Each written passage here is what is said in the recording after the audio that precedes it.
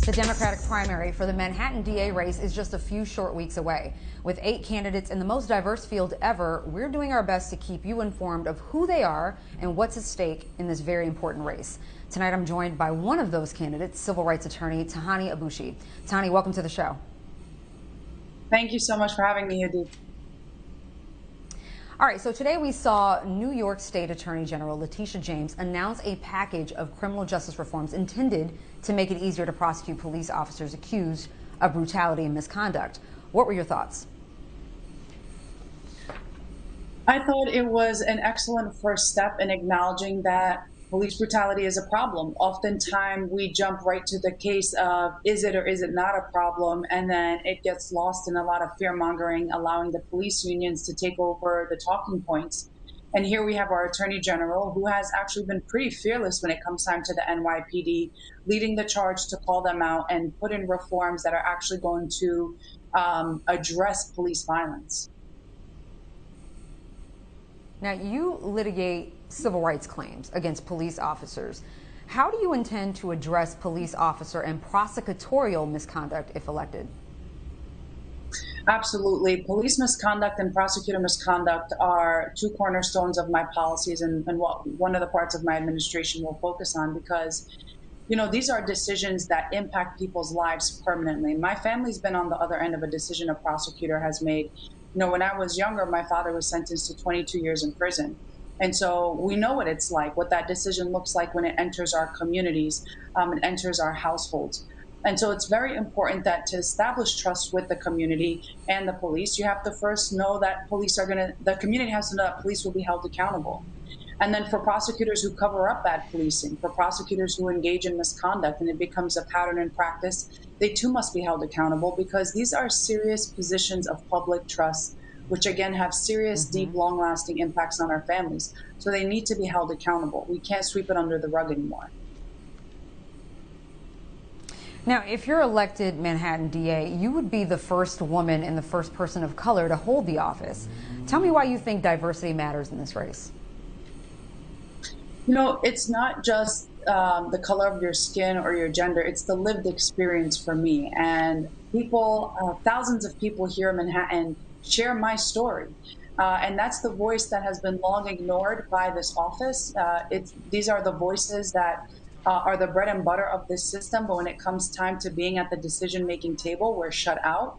You're talking about over 60% of the arrests and prosecutions in our city are of people of color, particularly the Black community, followed by the Latino community, and then other brown New Yorkers. So we're talking about electing somebody that has walked in the shoes of those impacted by this office, because we're done trying to convince that leadership that we are human beings and that justice and mercy should apply to our communities as well as public safety. Now, you just mentioned that you grew up with a father who was also incarcerated. How has that motivated you to join this race? Can you talk a little bit more about how that affected your views of the criminal legal system? Absolutely. It was the first time I ever stepped foot in a courtroom. It was the first time I was introduced to what we call the justice system, and my entire family was completely destabilized. I'm the child of Palestinian immigrants. We had a small grocery store, a very close-knit families, and all of that ended after my father's incarceration. And for me, there was a moment in the courtroom where the judge finally asked the question on my mind, and he asked the prosecutor, "What are you going to do with all these kids?" And without hesitating, she said, "It's not my problem," and she kept it moving. Business as usual. And for me, I was just shocked at how that was the end of that story, the entire destabilization, the breakdown of life as we knew it.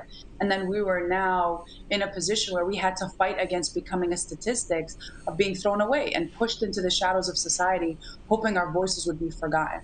And I wasn't going to let that happen. It really inspired me to become an attorney, to find my voice, to fight for families like mine, and ensure that we hold these systems accountable and challenge the premises by which we're told we must operate and that we must accept as is. Now, you're regarded as one of the most progressive candidates in the race and have vowed to cut the Manhattan DA budget in half. How do you intend to do that? So, for the last few decades, crime has drastically declined in our city, but the district attorney's budget has increased. We're now at about $170 million. The last session, there was about $36 million given to this office in the name of criminal justice reform, although a lot of it was rolled back. And when you look at how that money is being spent, it's spent on a lot of prosecutors and support staffs to redact discovery, technology, data, and things of that sort. But while we're trying to push for criminal justice reform, the entire front end operation has remained exactly the same.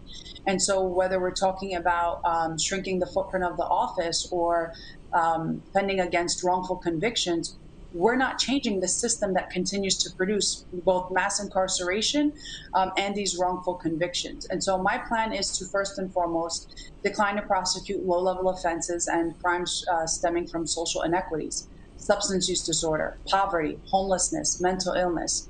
Majority of the Manhattan District Attorney's docket are misdemeanors pertaining to these low-level offenses, which end up resulting in a plea. So it's relegating this office to being a debt collector. And that's just not our job. And so once we clear out these low-level offenses, we can actually focus on the serious crimes that impact public safety: rapes, homicides, murders, which barely hit a 50% clearance rate as we stand now.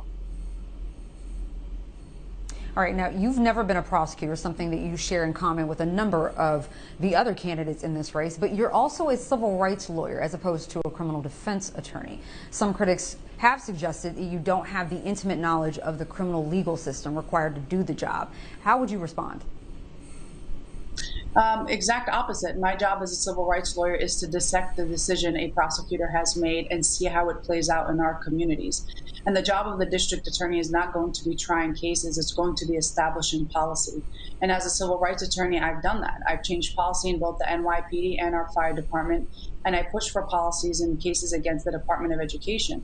Because when you talk about public safety, when you talk about criminal justice reform, we have to talk about it from the perspective of what's in the best interest of the public and how we're going to accomplish that stability. And we know that to keep our communities stable, we have to ensure that we close the gaps of social inequities, that we understand how these decisions play out in schools, in housing, in mental health treatment, in police accountability, and so many other different aspects in life. And so to have a civil rights attorney in that office is to have somebody that has that bird's eye view of how our decisions are going to affect all communities. All right, candidate for Manhattan District Attorney Tahani Aboushi, thank you so very much for coming on tonight. Absolutely. Thank you so much for having me. Of course.